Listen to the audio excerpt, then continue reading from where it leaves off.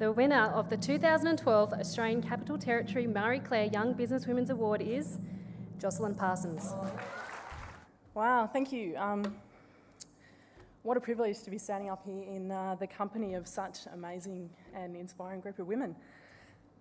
I've been looking around the room during lunchtime, and one of the quotes I can think of from another inspiring woman from our history is Amelia Earhart, and that quote was, "Some of us have great runways already built for us. If you have one, take off. But if you don't have one, realise it is your responsibility to grab a shovel and build one for yourself and for those who will follow you." And, you know, listening today to every single story that we've heard, it's pretty obvious that there are some women in this room who really have just taken off. And there are also some women in this room who have grabbed that shovel and they've built the runway. And, you know, I'm just so overwhelmed to be in the presence of all of you.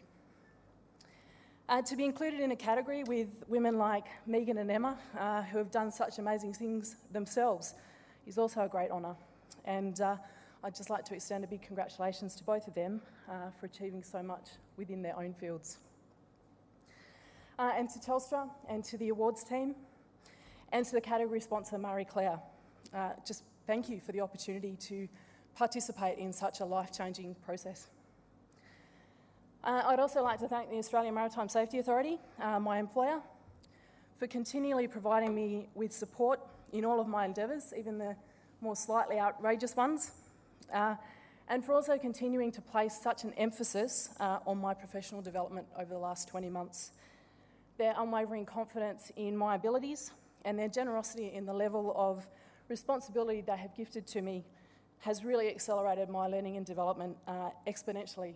And for that, I am eternally grateful. And to my dear friend Katrina, who's here today, who nominated me for the award in the first place, thank you for that complete faith.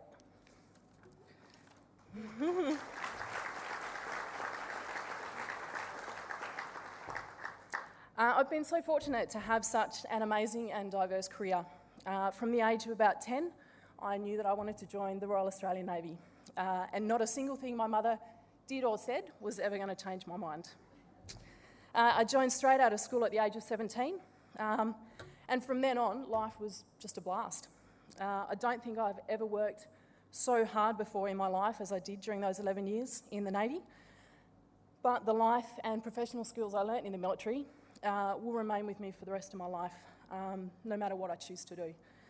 As well as the amazing and loyal friends that I made during that time, they will also stay with me for the rest of my life.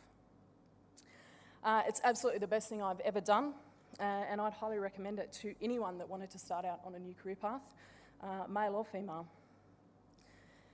To then have the opportunity to move into straight crisis management, which was initially within the resource and the aviation industries, was just brilliant. But I guess I finally found my way back home to maritime, and there isn't anywhere else I'd rather be. It's exciting and it's challenging, and it's just full of absolutely awesome people. One of the things I have learned is it's really important to surround yourself with supportive people who genuinely want to see you succeed. I'm very blessed to have such a fantastic group of colleagues, friends and family who've pretty much spent my entire career providing me with advice and support, and who on some days literally have been the only reason I haven't taken my bat and ball and gone home. I'm also very lucky to have a business female role model within my older sister, who herself won this award for Western Australia in 2006. Although we're in very different lines of work, her continual presence in my life and her unwavering willingness to always impart some big sisterly advice, whether I wanted it or not, has certainly impacted greatly on my way of thinking. I've spent a lot of my adult life fielding questions from usually well-meaning people about my strange career choices for a female, but probably never more so than in the job I'm doing currently. I've had frequent conversations with masters of ships at 2 o'clock in the morning, who, with English being their second or third or fourth language, have insisted that they will wait while I go and get Mr. Joss and bring him to the phone for them to speak to. And even one of my executives, who very cheekily refers to me as AMS's emergency towage bloke, just to see if he can get a rise out of me. But it's all good. It's never worried me, frequently being the odd one out or fielding those questions or jokes, because it means that people are taking notice of us chicks. And ultimately, it must mean we're doing a damn good job if our gender is all that people can comment on. But really, at the end of the day,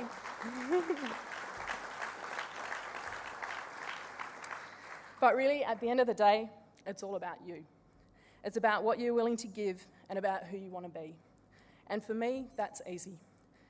So to finish off, in the words of the American humorist Erma Bombeck, when I stand before God at the end of my life, I would like to say that I would not have a single bit of talent left, and I could say I used everything you gave me.